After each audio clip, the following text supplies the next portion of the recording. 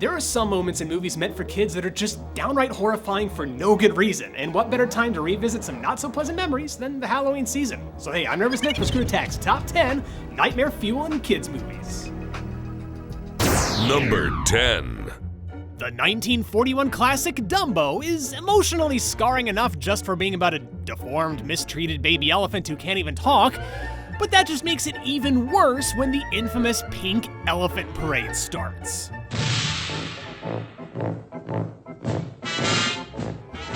So, Dumbo and Timothy get accidentally drunk off of what the movie would have us believe is champagne, but there is no way it isn't laced with LSD. But whatever it's spiked with, this whole hallucination scene is uncomfortable from start to finish. The oddly pink-hued elephants smashing each other and morphing shapes, the creepy yet catchy music, and the even scarier lyrics make my skin crawl to this day. And it goes on forever, too. Keep in mind that Dumbo is barely over an hour long, and this one fever dream lasts for more than 7% of the whole movie. The pink elephants aren't classically scary, but on a weird psychological level, they've haunted kids since 1941. And I guess this would probably explain why Tim Burton's doing the remake. Great. Number 9. Good old Woody and Buzz Lightyear. So many happy and fun times playing together with Andy and all the other toys in his room, and then they ended up in Sid's house. Up until this point, you knew that this psychotic teenager just blew up toys for his own sick amusement. So when the two main characters mistakenly wind up in the world's worst place a toy could be, it's exactly as horrifying as you'd expect. The dismembered remains of once living toys are all over the place. And don't even get me started on this hybrid abomination Sid created. Sid's room is literally hell for toys. But you know what adds a whole other layer of creepiness to this scene? That crude 90s animation. What is up with that kid's face? Number 8. So, a little background here. This is Ralph Bakshi. He's best known for pushing the envelope for what's, allowed in animated movies? Yeah. So when Ralph made an honest-to-God attempt at a family movie, we got 1977's Wizards. AKA a reminder that just because something is animated, that doesn't mean kids should be watching it. Short version, Wizards is like a war movie set in a fantasy, post-apocalyptic setting where two rulers lead the world down a path of violence. Mutants get decapitated, robots gun down elves, and it's chock full of Nazi propaganda footage. It's bloodshed and racism for the whole family. Yeah, enjoy your dreams tonight, kids. I would say that the only child-appropriate things in Wizards are the magic and fairies, but even the fairies are, no, not for kids. Number 7. Riding dragons, working at a bathhouse, seeing the extravagant forms of the spirit world, all of these come together to form the magical elements in Spirited Away. Yeah, there may be some creepy looking characters throughout this whole movie, but the entire tone of this film is set with the opening scene. Mom, Dad!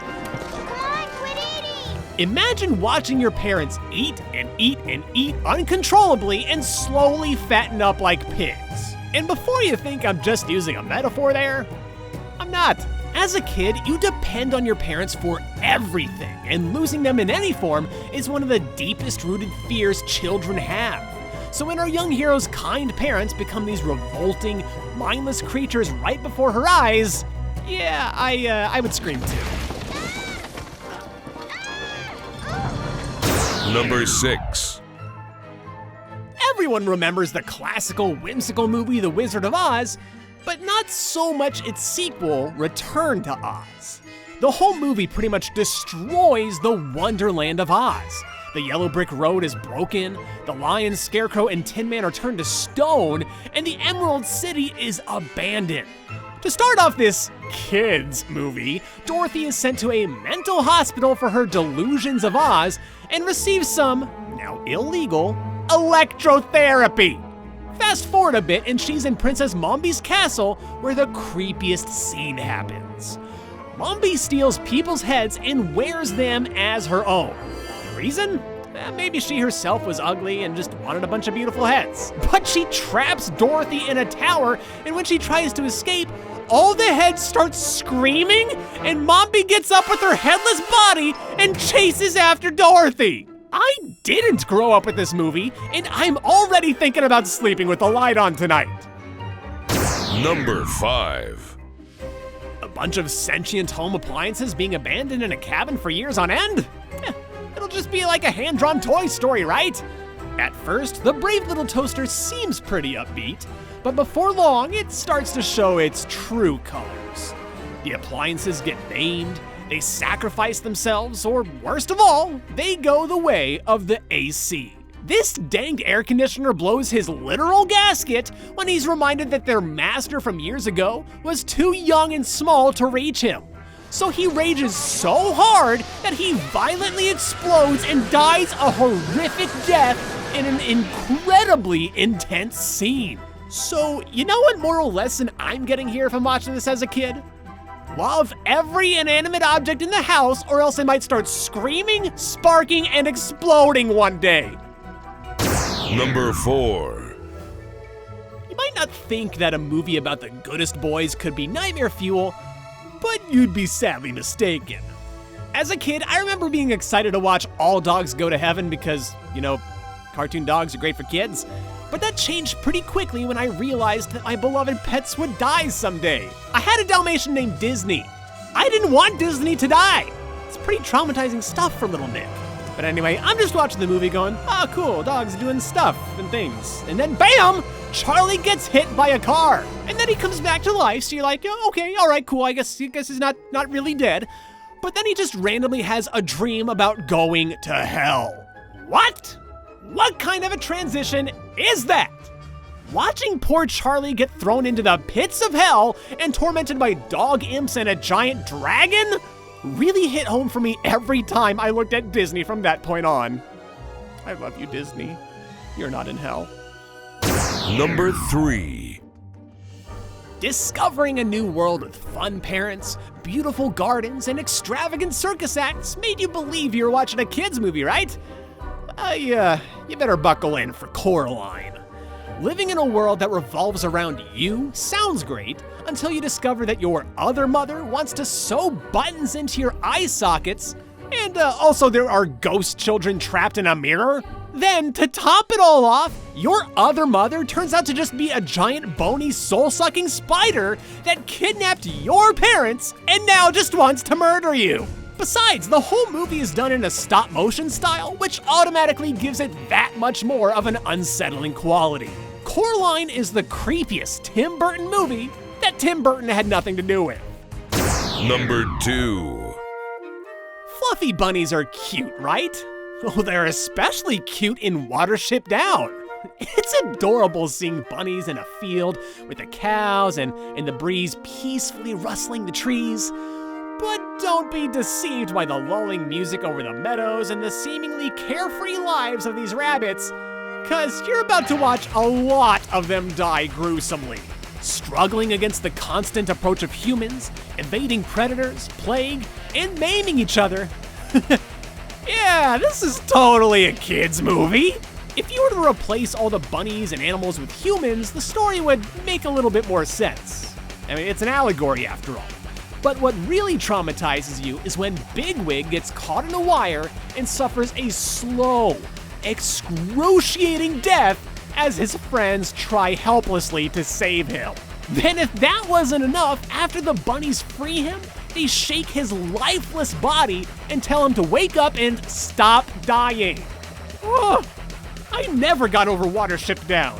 For all of you watching, do the future of mankind a favor and don't show this to your little kids. All right, before we hit that big number 1, let's give some shout outs to some honorable mentions that just missed the cut. The Nightmare Before Christmas, Chernabog from Fantasia, Hocus Pocus, that part where the zombie gets his fingers run over and he cuts his own mouth open. Ugh.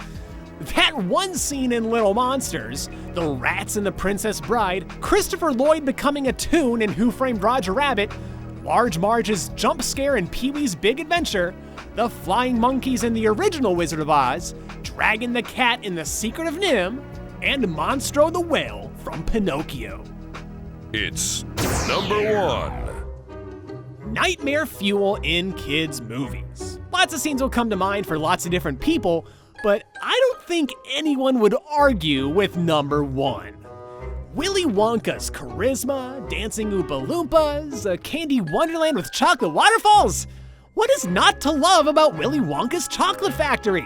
You can literally eat the landscape and drink from the chocolate rivers. It's all chocolate. There are no dead kids in it. Everything is so bright and magical here, except for that boat ride in that dark and spooky tunnel. I mean, why would you want to go through a dark tunnel that flashes grotesque images of millipedes crawling on your face or your dead relatives? And if the eerie, chaotic, disorienting music wasn't enough already, Wonka starts singing this maniacal song about hell and death. And they're certainly not showing any signs that they are slowing. Beneath that whimsical, charming exterior, Willy Wonka is a psycho. And it just goes to show that even though his world is bright and colorful, he's still got a dark side to it. For our secret number 11, we've got the Child Snatcher from Chitty Chitty Bang Bang. Yep, that's his actual name. He's basically a creepy kidnapper with lots of candy and treats, but look at that creepy nose! Ain't no kid letting this slime ball near them if they can help it.